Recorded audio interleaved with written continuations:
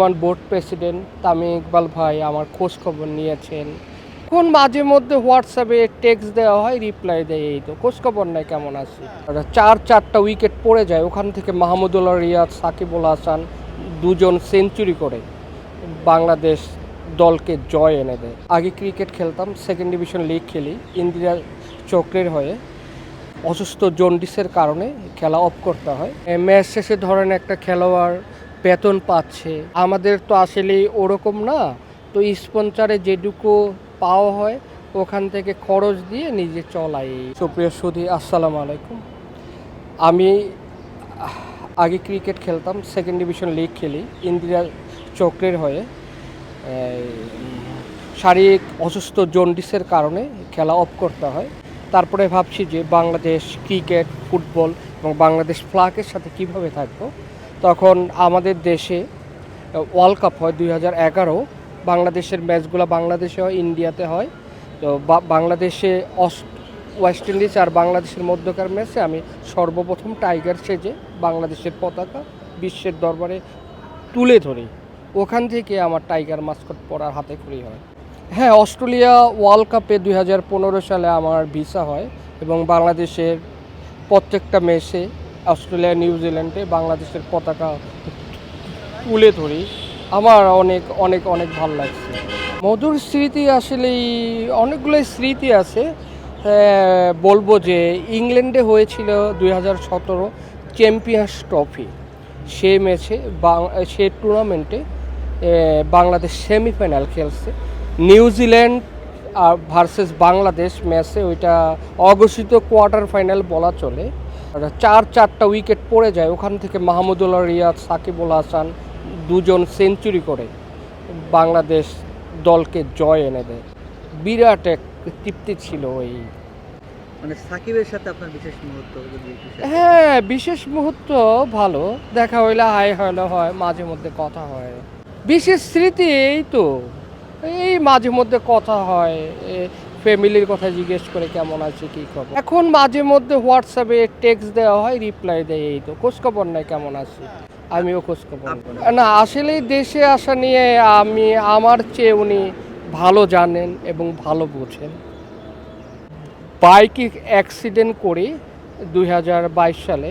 আমি পঙ্গুতে ছিলাম অনেক দিন, বাসায় রেস্টও ছিলাম বছরখানেক। তখন বর্তমান বোর্ড প্রেসিডেন্ট তামিম ইকবাল ভাই আমার খোঁজ খবর নিয়েছেন এবং আমাকে ডাক্তার দিয়ে ফোন করিয়েছিলেন। বলছেন যে যেখানে যা লাগবে আমাকে শুধু বলবেন। আসলে সর্বোপরি আমার প্রতি আন্তরিকতা, ভালোবাসা আছে বোর্ড প্রেসিডেন্ট, সাবেক ক্রিকেটার মোহাম্মদ আশরাফুল ভাই, বর্তমান ক্রিকেটার, সবাই আমার খোঁজখবর রাখতেন এবং এখনও রাখ। এটা আমি যখন 2015 ওয়ার্ল্ড কাপ অস্ট্রেলিয়াতে, নিউজিল্যান্ডে যাই, তখন আমার স্পন্সর ছিল না। আমার জমানো টাকা দিয়ে আমি অস্ট্রেলিয়া, নিউজিল্যান্ডে যাই। 1,40,000 টাকা বিমান ভাড়া করে নিজের টাকা টিকিট কেটে, খেলার টিকিট। এবং ওখানে যাওয়ার পরে বাঙালিরা সাপোর্ট করছেন, বিভিন্ন ভেন্যুতে থাকার ব্যবস্থা করে দিচ্ছেন। তারপরে ফরিদুর রাজা সাগর স্যারের সাথে আমার দেখা হয় একটা অনুষ্ঠানে। তখন একটি কার্ড দিয়ে বলে, চ্যানেলের মালিক মহোদয় স্যার বলেন তোমার এই একটা কার্ড রাখো, কোনো প্রয়োজন হলে আইসো। তখন চ্যাম্পিয়ন্স ট্রফি 2017 হবে ইংল্যান্ডে। তো আমি ওনাকে বললাম, স্যার আমি মিলন, আপনার সাথে দেখা করতে চাই।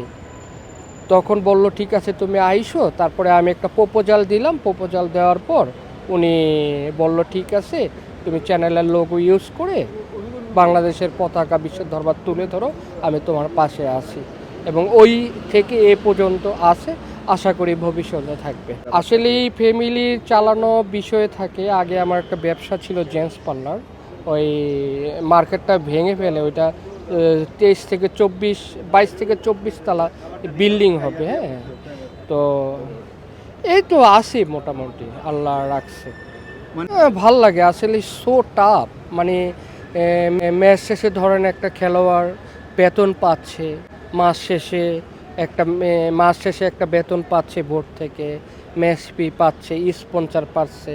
তো আমাদের তো আসলে ওরকম না, তো স্পন্সরে যেটুকু পাওয়া হয় ওখান থেকে খরচ দিয়ে নিজে চলাই। So tough. বোর্ড এই যে বাহিরে গেছি, এটা বাংলাদেশ ক্রিকেট বোর্ডের ভিসা সহায়তা ছিল। আশা করি ওদের ভবিষ্যতে এ ধারা অব্যাহত থাকবে। তামিম ইকবালের কাছে আপনার নিজের কোনো চাওয়া আছে কিনা? আমার চাওয়া নাই আসলে।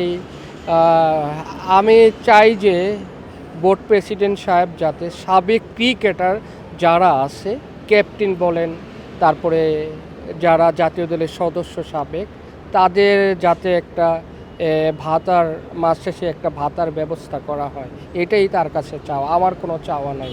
ফ্যামিলি চাচ্ছে না কতদিন আর পাগলামি করবি, মানে জীবনকে এইভাবে যাবে। মানুষজন কটু কথা শোনায় কিনা? না, মানুষজন কটু কথা কেনই বা শোনাবে? আমি তো দেশকে রিপ্রেজেন্ট করছি, বাংলাদেশ পতাকাকে বিশ্বের দরবারে তুলে ধরি, এটা আমার কাছে অনেক বড় পাওয়া। ফ্যামিলি যেটা বলে যে আসলে কয়দিন আর এই পাগলামি করবি, ঠিক আছে, ওই ঘর সংসার কর, এই আসলে কষ্ট নাই, কোনো কষ্ট নাই।